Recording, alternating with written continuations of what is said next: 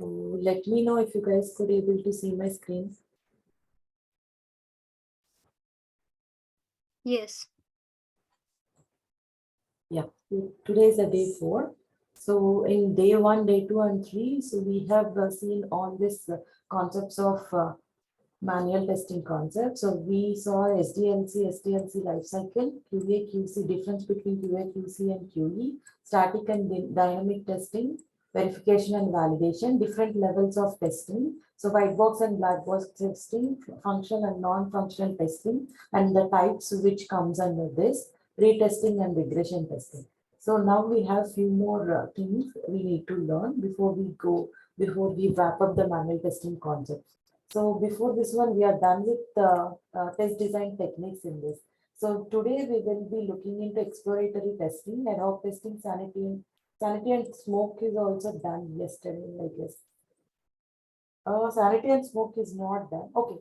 Anyways, I will explain you these concepts also again. End-to-end testing, use case, test scenario, and test case. What is test case? And defect reporting. How do we report the defects? And what are the different levels in the defects? So let's come to our first concept, end-to-end testing.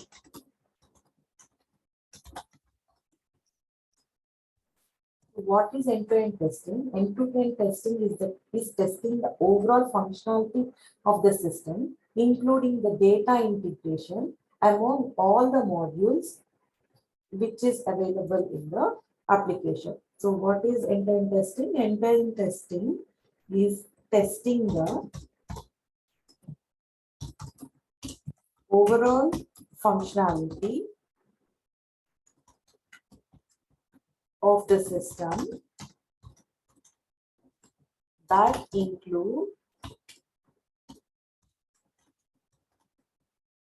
data integration among all the modules. So what is end-to-end testing? Suppose we have few modules, like suppose we have the login module. So we have add customer module.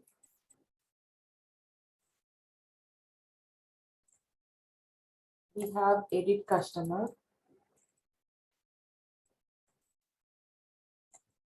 We have delete customer.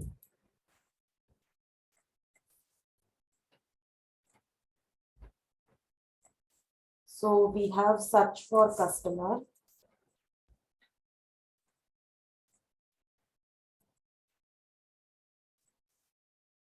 And we have logout.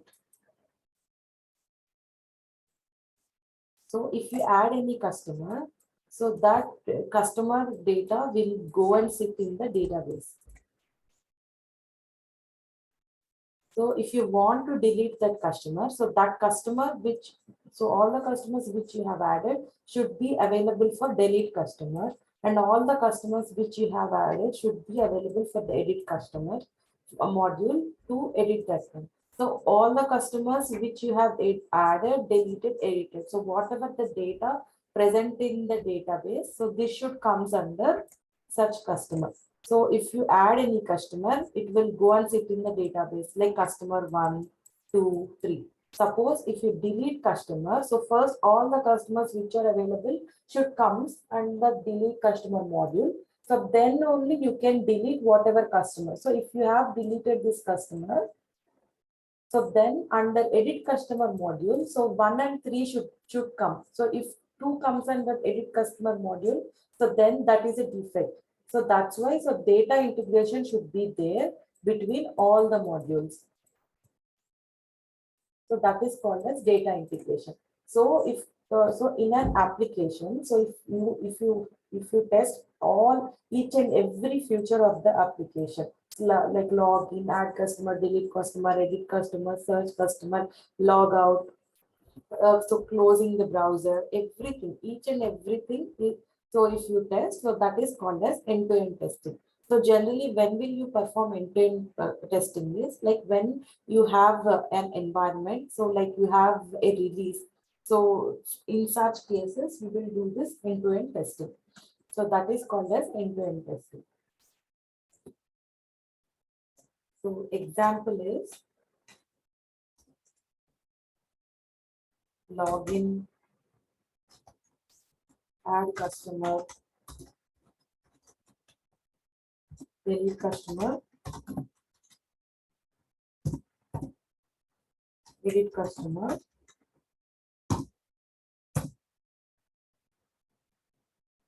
log out.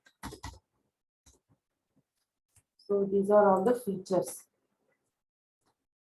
in that functionality or in that software, whatever we call it.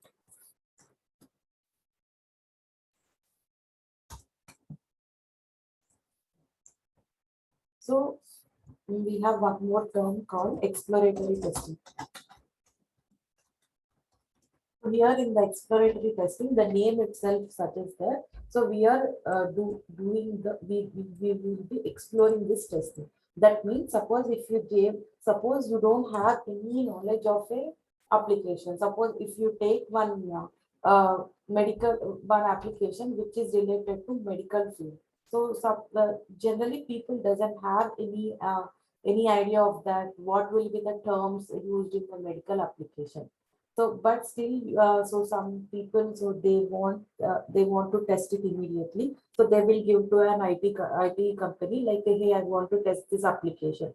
So then what they will do? So they don't have any knowledge and they don't have time to learn about that. So then what they will do? They will take that application as it is, and they will explore it then and there itself. By doing the testing, they will explore the modules. So what is there? So based on the help text and help documents which will be available. So if you observe, so each and every application, so there will be like one help section or a documentation or a document, help document or help text will be available for each and every application. So using that help text, help documentation, so they will see what this application does, and like that they will do the testing. So that is called as exploratory testing. So what is exploratory testing? Exploratory testing is all about discovery, investigation, and learning. So testers shouldn't be having prior knowledge of the application. Exploratory testing is all about discovery, investigation,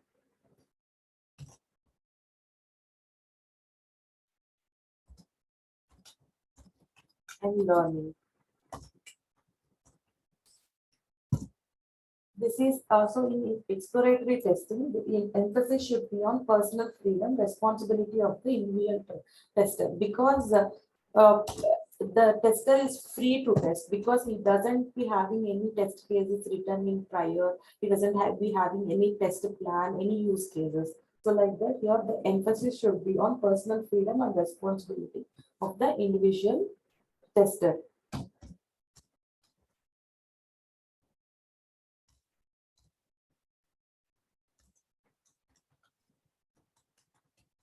Emphasis is on personal freedom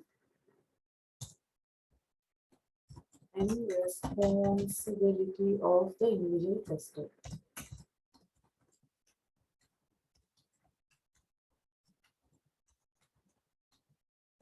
So here the test cases are not created in advance, but the testers can check the system on the fly. Test cases are not created in advance.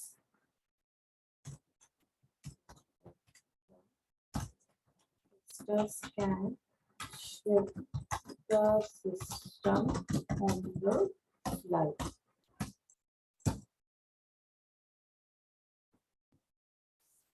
So here in this exploratory testing, less focus should be on the documentation part, documentation and planning part. So more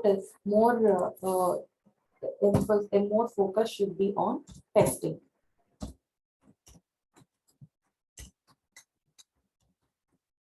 More focus should be on testing. So this is about exploratory testing. So we have one more term called ad hoc testing.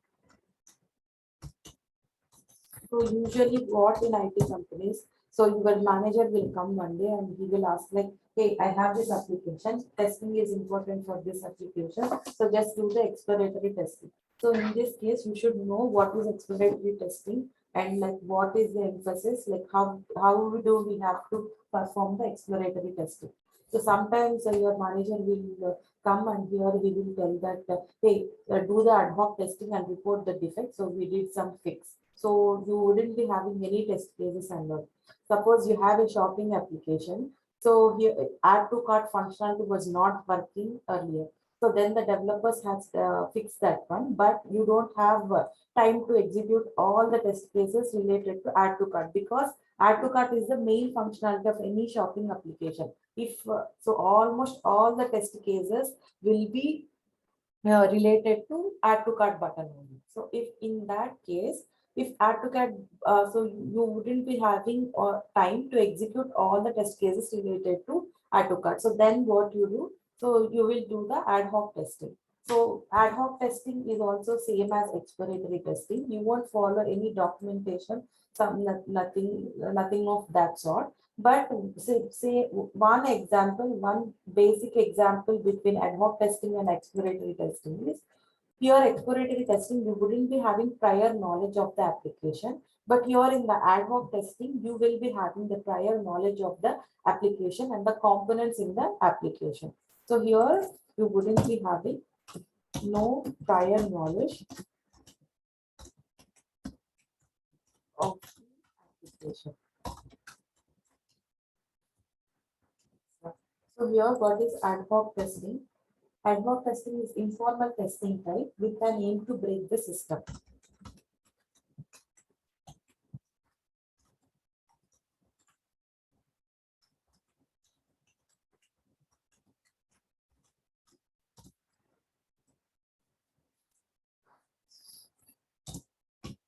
So this is an unplanned activity and does not follow any design techniques.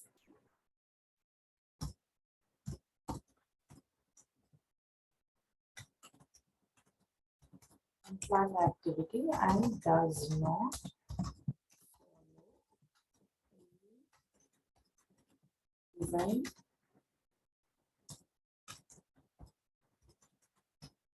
techniques. So here you wouldn't be having any documentation. No documentation and plan.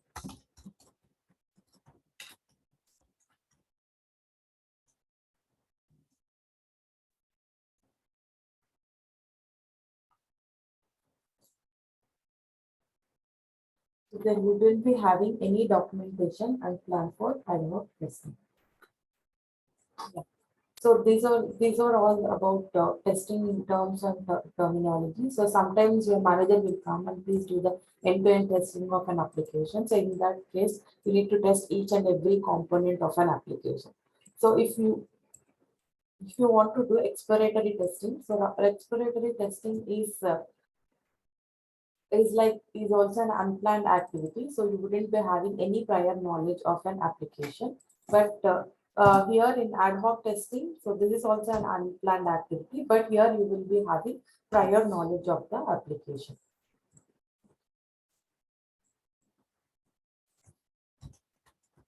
Tester has prior knowledge of the application. So here you will be having one more term, that is monkey testing.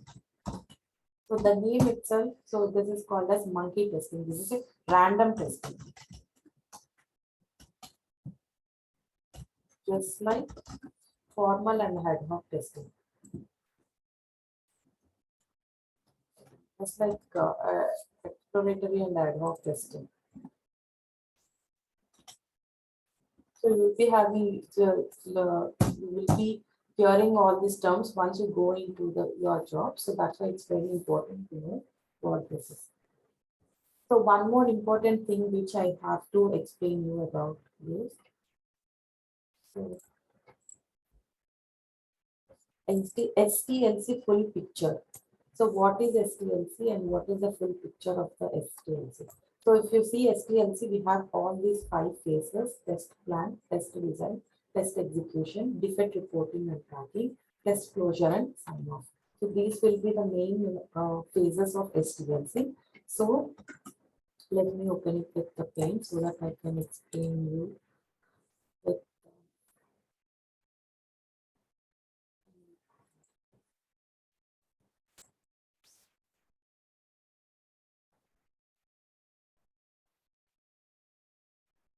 yeah.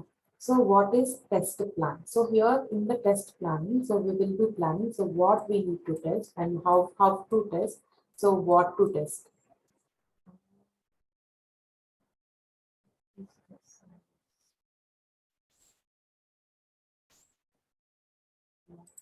Okay, so how to test, what to test. So then here, what would be the inputs of the test planning phases?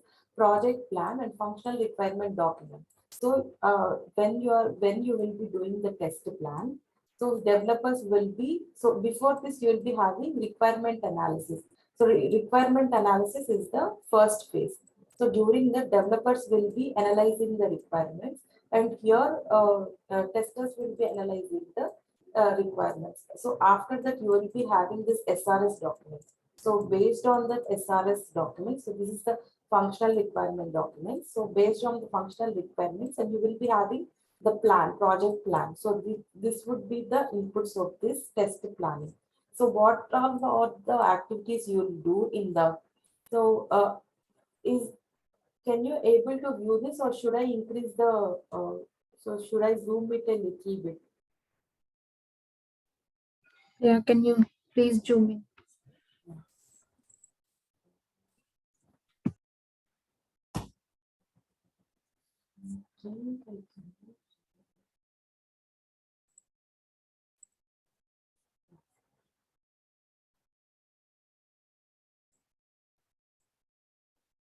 Okay, I'll scroll it and I can explain it. Okay. So now, but the picture is not clear. You need to deal with it because I didn't find any picture. So this was the picture which was available to explain you each and everything. Okay, so input. So here what we do is in the project plan. So first we will identify what are the resources. So first here I will be identifying the resources. So how many resources I want for my testing? Suppose I want 5 resources for my testing.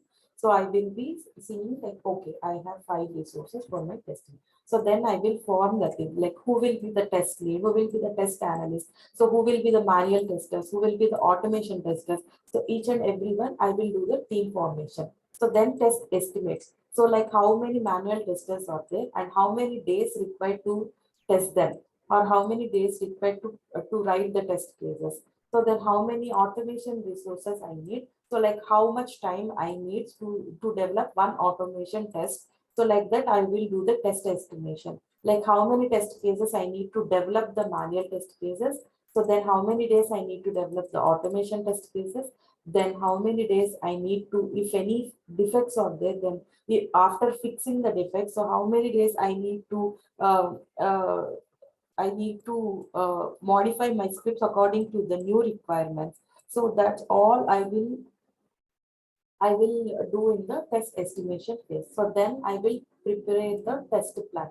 Like test plan means how to, like how many days are for developing the test cases, and how many days or to execute the test cases. So then once this planning is done, I will review my plan. So if suppose some resources or they are going on holidays or vacations, so like how to I will review my test plan. So once I do this test plan, and if any changes are required, so then after this test plan, so there will be the sign off phase.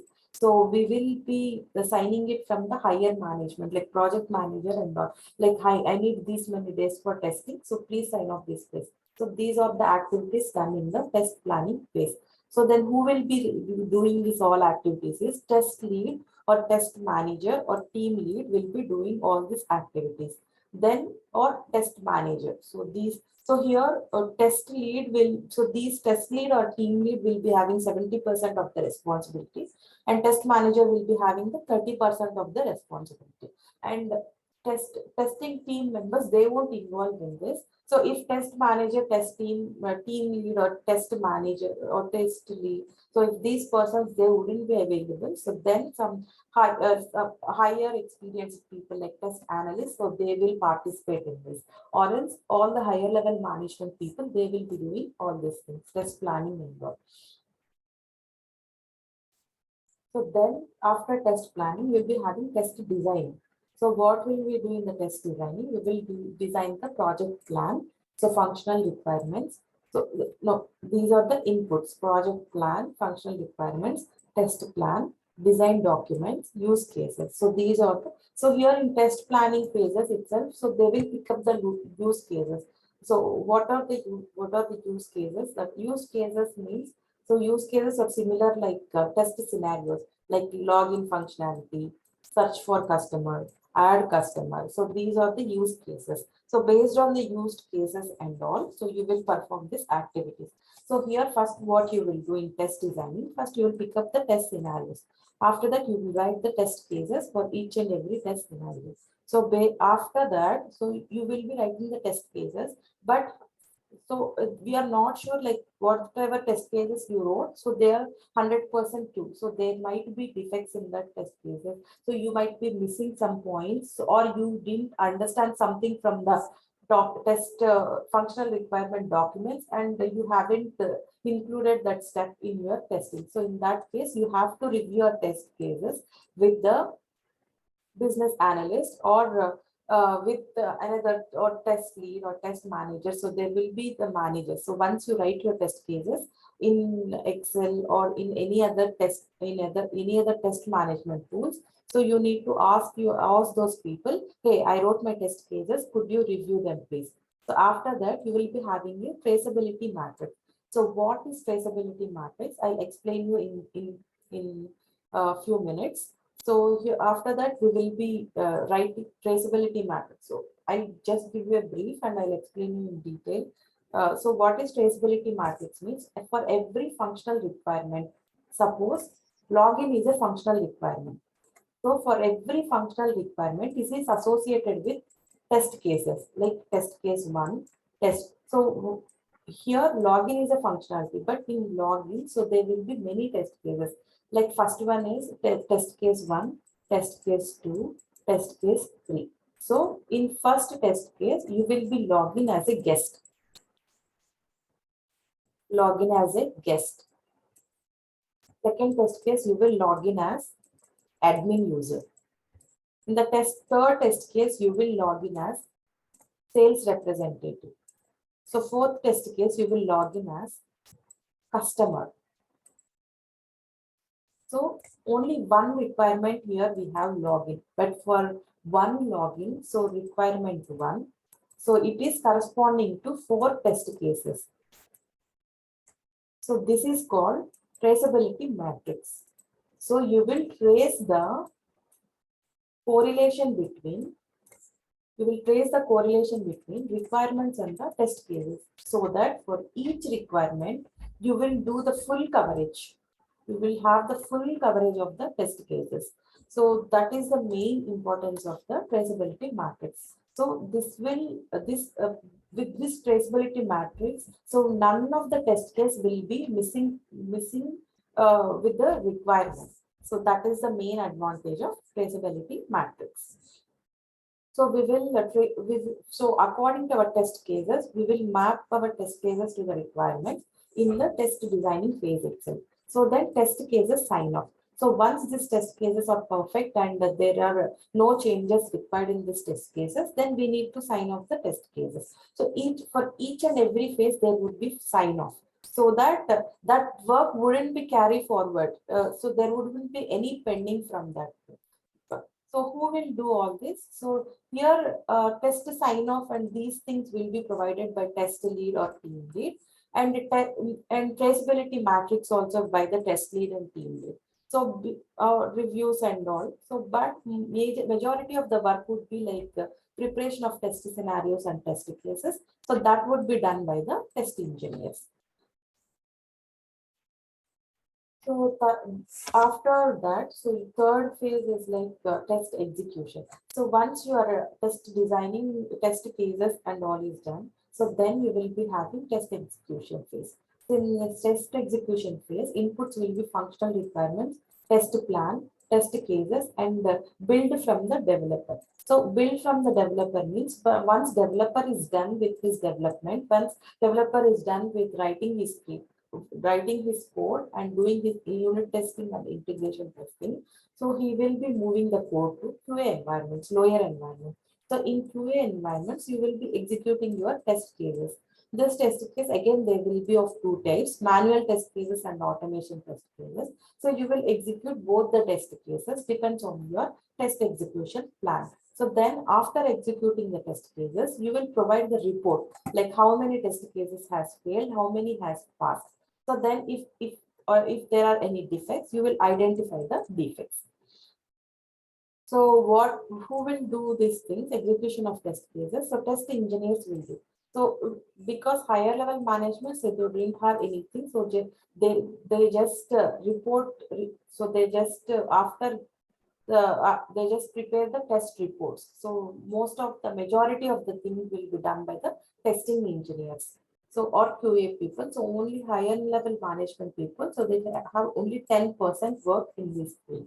So identifying the defects, everything will be done by the testing engineers. So then after that, you will be having defect reporting and tracking. So once you find any defect, so you will report these defects to the concerned developer or the project manager. Hey, I am having defect in this. So here, what is the input for this? Test cases and test reports are the inputs for the defect reporting and tracking. So first you raise the defect. So then you track the defect, whether that is getting fixed or not, how many days the developer needs to fix the defect, or how priority, what is the severity of that defect, what is the priority of that defect. So then what you will do here, preparation of defect report. So you will do the preparation defect report. You will provide the report to the developers or the team manager. This is the things which you'll be doing in defect reporting and traffic phase. So here also test lead and the test team lead, they have only 10%. So testing engineers only, they only find the defects and they only explain what is the defect. So how you need to reproduce the defect and all you will do. So then final phase will be the test closure. So once you find the defects, so you will assign the defects to the developers. So once the developers are done with the defects, so they ask you to test it. So again, you will test the defect. So if it is passed, so you mark it as closed. You will close the defect. Or if the defect is still there, so you will reopen the defect and follow it with the developers till you close the defect. So that is the phase of defect reporting and tracking. So once this phase is done, the final phase will be the test closure and sign off. So after retesting and everything, so you will be you will be having the test reports from the previous phase, test reports and defect reports. So based on that, you will analyze that one. So you will analyze that in the bug report. So once everything is passed, then you will define the exit criteria. Okay, 90% of my test cases is passed. So remaining 10% also, so there would be defects. So that is depends on the development team. I don't have anything to do. I also done my testing. So now I'm good to go. So then I will be doing the exit criteria. So for every team, so there would be some exit criteria. So what that exit criteria means, like how many percentage of test cases are passed.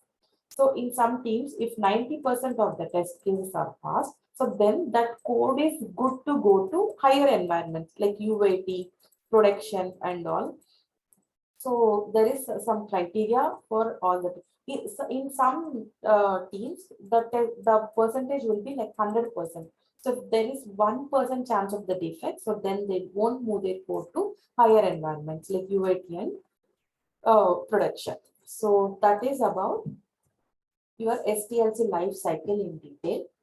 So I have provided this document in our SharePoint also. So if you see our SharePoint, I have provided you this document. You guys just go and verify it again. Are you guys clear? Clear, Sudha. If you have any doubts, you can ask me. I will give you for 1 minute.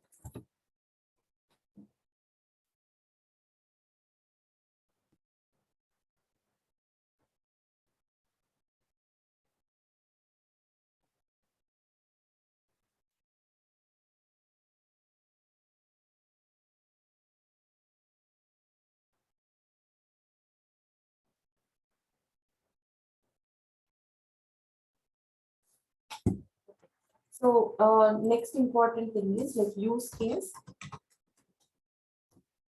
test scenario, and test case. So use case means, so what is the functionalities? Some requirements. So what is the test scenario means?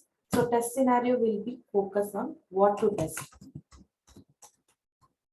You got one functionality, but test scenario means like what to test in this functionality. So test case is how to test. So simple example of use cases. Same login. So in use case, you will be having a functionality. Example is login functionality. Login functionality. This is your use case. But here in test scenario, you will be writing the testing, identifying the test scenarios. Like, okay, simple login functionality we have, like we will be having a page, we'll be having username, password, and the sign in button. So then what exactly we need to test? So here test scenarios we need to identify, like login as admin, login as admin, login as guest, login as customer, login as sales representative, etc. So these are the different test scenarios. But here, if you see here in login admin, suppose if you do so for this different for login as guest, you don't have to provide username and password. You just have to click on login as guest. So the screens will be different for each. The pages will be login pages will be different for each. Suppose if you are admin, so it will ask you to give your username, password, and admin user ID. So if it is a customer, it will ask you to provide customer name, customer number, and customer department and customer password, and then login. So if it is a sales rep, it will ask for sales rep ID, something like that. So for different users, so the login screen will be different. So that is the test scenario. So that's why we pick up the test scenario based on the functionalities, based on the different types of users. So that is called as test scenario. So then what is test case means? How to perform this test, how to perform this how testing of the login scenario is called as test case. So test case is the detailed steps of how to perform this test case. So now what is the test case for login as a admin? One is enter username, enter valid username,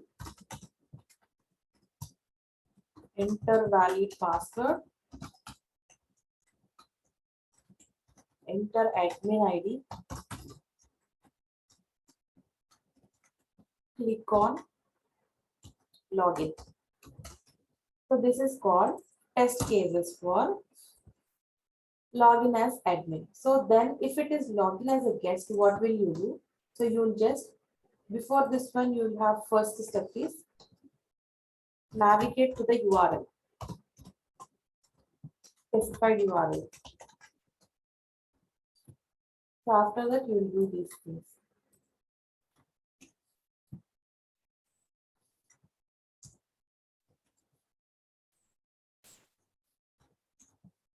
So, or else if you have to log in as guest, what will you do? You will just navigate to the URL and click on the link or button, proceed as a guest. So, or else if you are logging as a customer, so you need to give as a customer name, customer ID, or customer department, something like that, and you need to enter. So you need to write the test cases for each and every scenario in a detailed manner. So this is called test case. So use case is the functionality which we pick to test. Test scenario is the identifying what to test in the use case from the use case. And the test case is the detailed steps of how to test the test scenarios. This is the difference between use case, test case, and test scenario.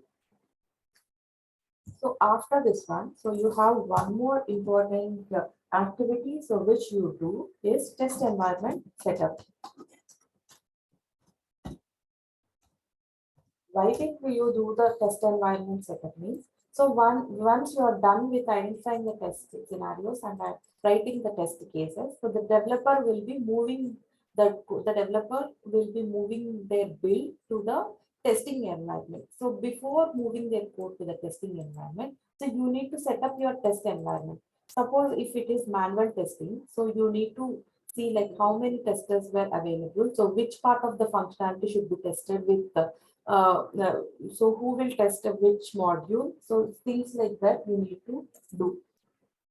So what is test environment setup is setting up the test environment.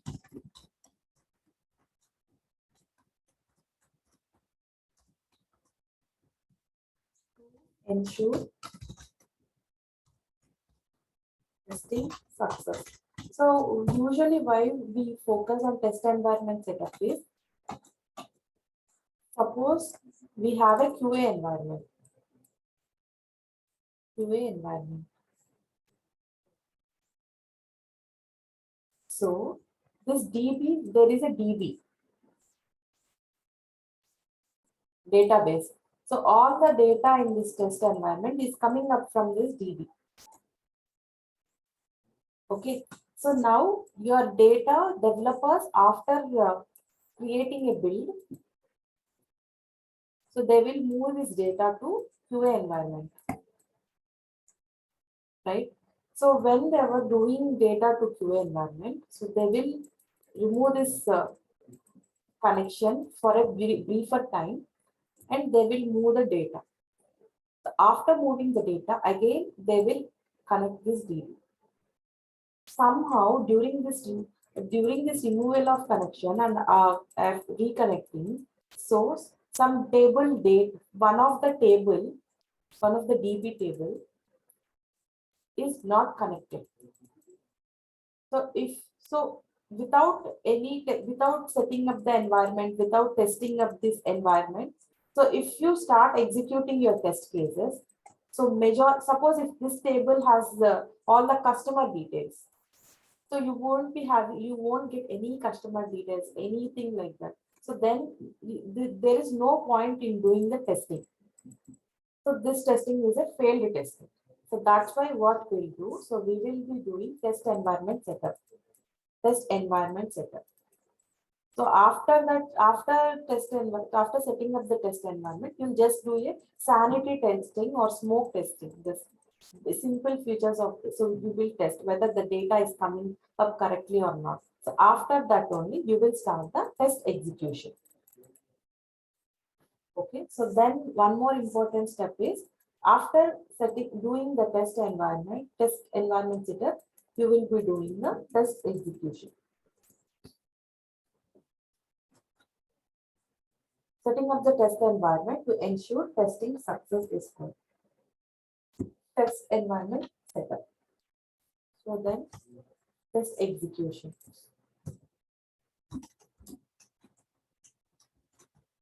What is test execution? Running or executing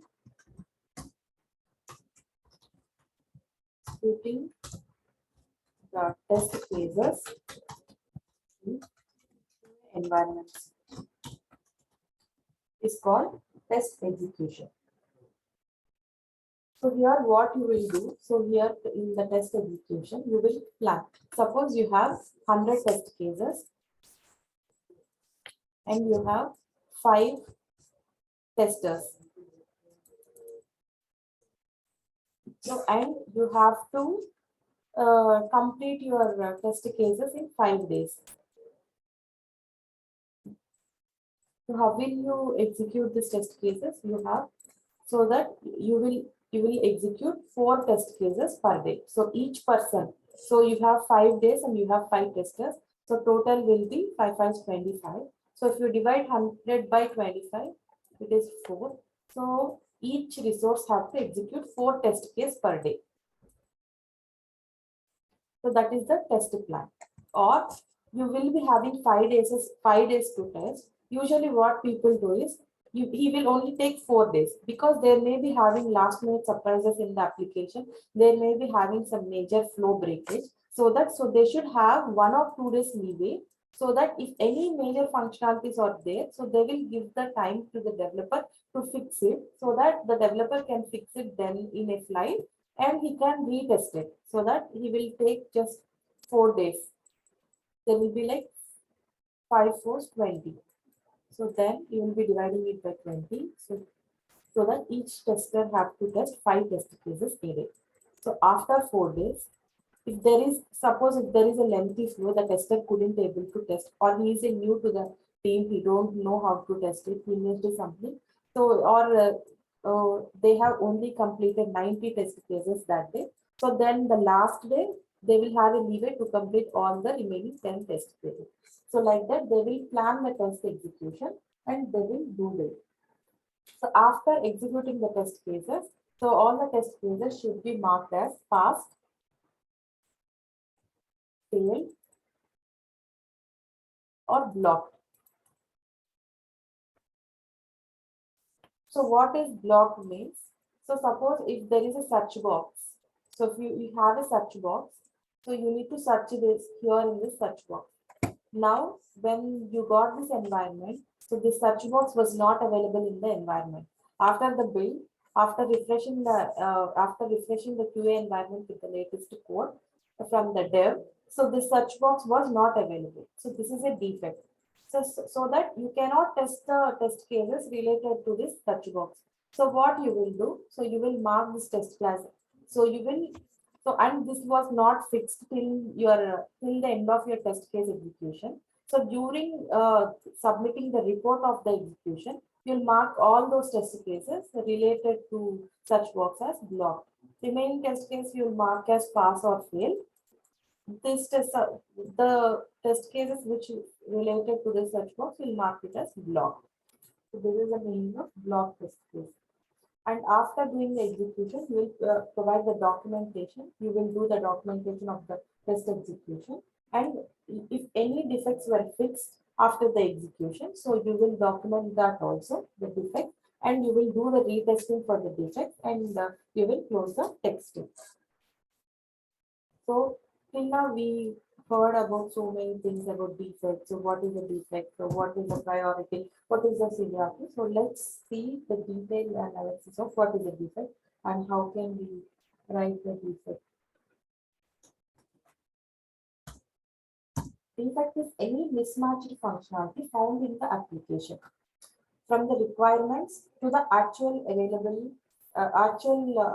available feature in the software is called defect. Mismatched functionality found in the application or software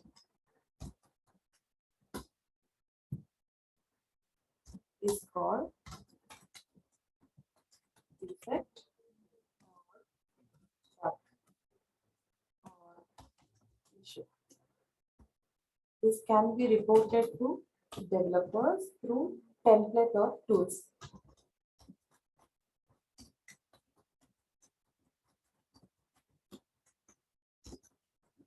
Template or tools. So there are many tools to before the defects. So they are clear quest, Jira, Dev track, quality center. Quality center. It is formerly quality center. Now it is ALM. ALM means application life cycle management.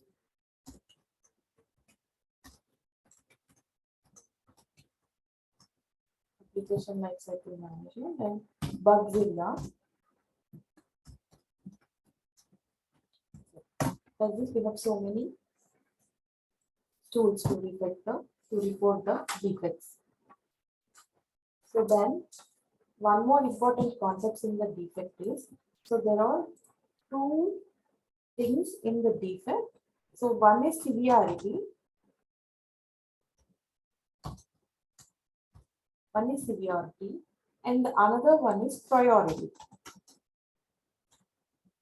Severity means seriousness of the issue. Priority means how prior you need to fix this defect. So severity means how seriousness is the defect. Priority means how much time you need to fix this defect.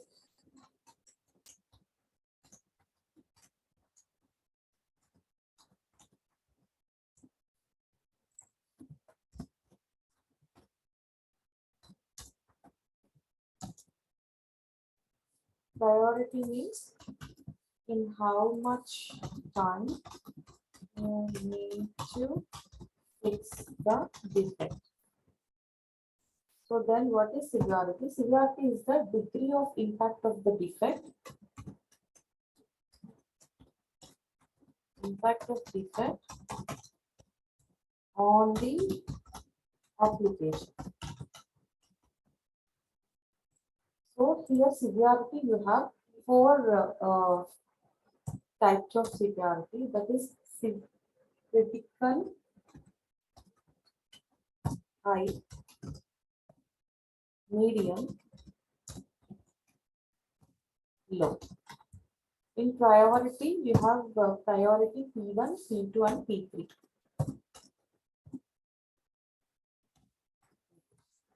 So what is the critical severity means? If something is broken in the application, suppose after logging to the application, so nothing is coming up. So you enter the log. So this is the login page. So this is username, password, login. So you will do the login. After login, you need to have a home page. In home page, you will be having the search. So you will be having some menus here. So you'll be having the pictures or recently browsed items. So whatever things will be present in the application. So after login, home page, you need to see the home page. That is the feed. So suppose something happened and some servers broke in the background. So after clicking on sign in button, so you will be getting 404 page not found. So this is the severe, this is the critical issue because nothing is coming up in the application. So you need to fix this defect as early as possible. So this is the severe, this is the most serious defect. Suppose if search box is not present, so this is not that serious issue, but 404 page not found is more serious issue. Suppose if this is a shopping application, remember how many users will be hitting that application. If they found that page 404 not found, so that user he has to buy something. So important. So that thing is important. This is not coming up. He will go to some other shopping website and he will buy that. So imagine if it is some apps, if it is like Walmart or Target app. So if he doesn't able to log into Walmart, he'll go to Target and buy.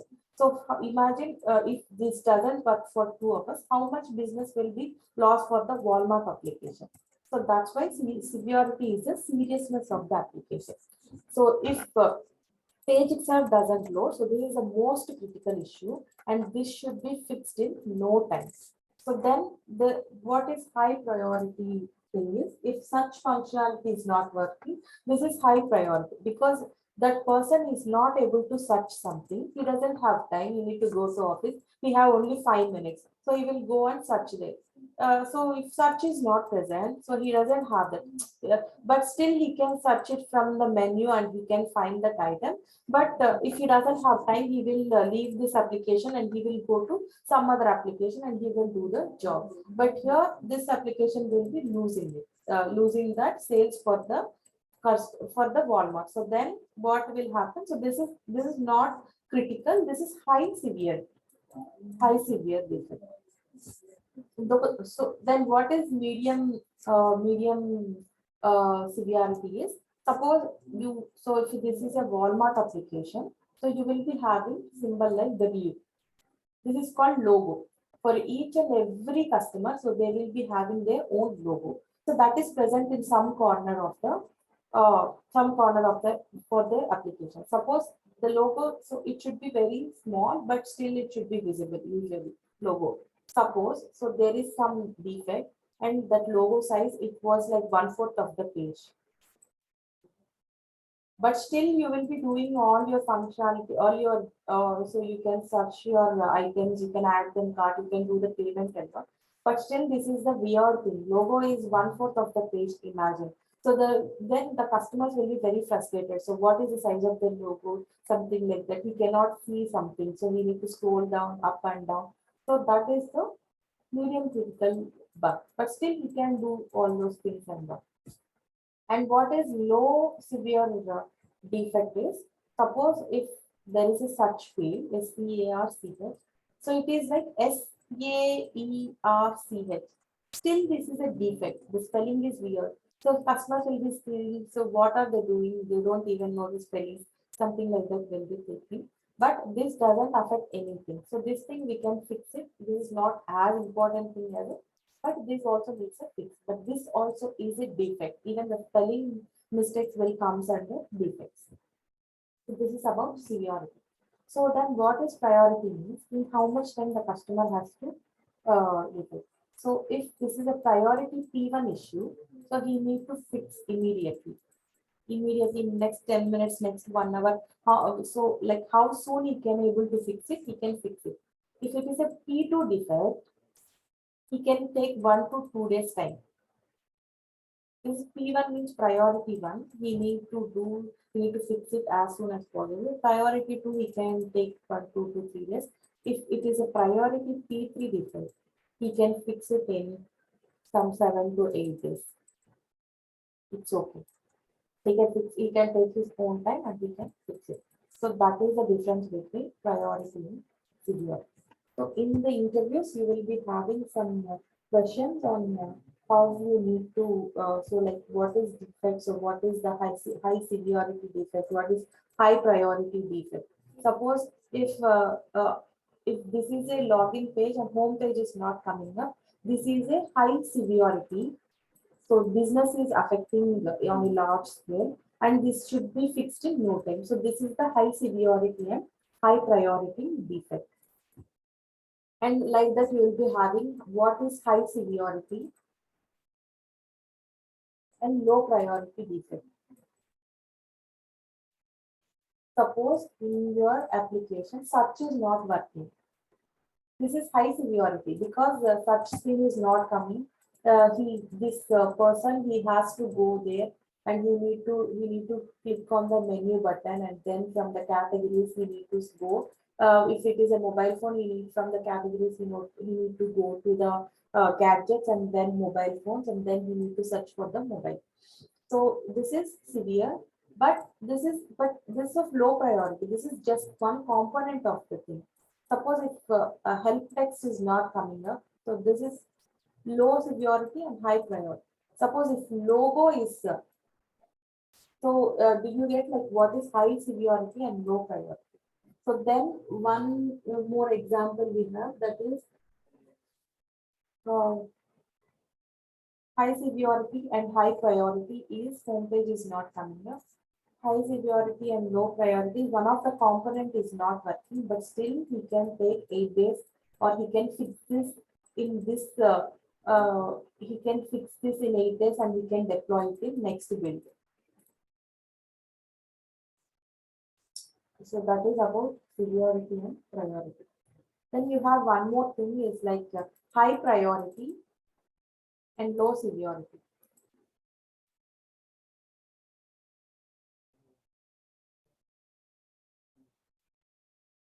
Sorry, low severity and high priority. Suppose there is a Walmart application. So you will be having a logo here. W. So this W is not coming up. So if imagine, so that is of big scale. So if customer doesn't find the W on that application, what he thinks, oh my God, I might have entered a wrong application. Maybe this is not Walmart. It doesn't have logo. So he will go to Target. So that is like low severity, but it should be fixed in no time. So this is called as logo. If logo doesn't available on the application, customers think that even though the functionality, everything is working fine, customers think that it may be some fraud environment. So if they do that, so they will be like hacking and all. So customers think like that, and they won't shop in that application. So that is of low severity and high priority.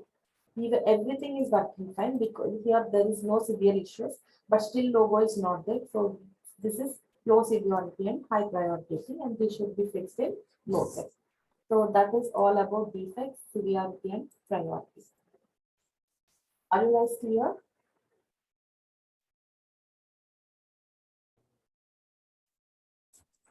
Yeah, clear, Likita. Day 4. So in day 5, we will be discussing about remaining concepts. So let me stop recording.